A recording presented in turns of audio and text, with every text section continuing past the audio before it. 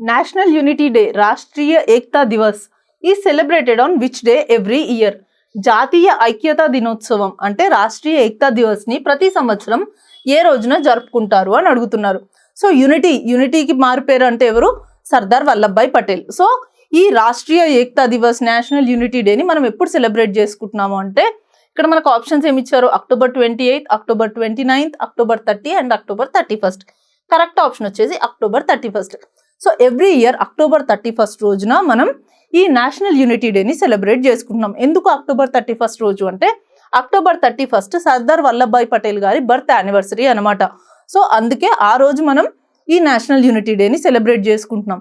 ఈయన సర్దార్ వల్లభాయ్ పటేల్ గారు మన ఇండియన్ ఇండిపెండెన్స్ మూమెంట్లో ఒక మేజర్ ఫిగర్, అంటే చాలా కాంట్రిబ్యూట్ చేశారు ఈయన మన నేషనలిస్ట్ మూమెంట్లో. అండ్ ఈ వల్లభాయ్ పటేల్ గారు ఇండియాకి ఇండిపెండెన్స్ వచ్చిన తర్వాత 568 ప్రిన్స్లీ స్టేట్స్ ఏవైతే ఉన్నాయో వాటన్నిటిని ఇండియాలో ఇంటిగ్రేట్ చేయడానికి చాలా కష్టపడ్డారు.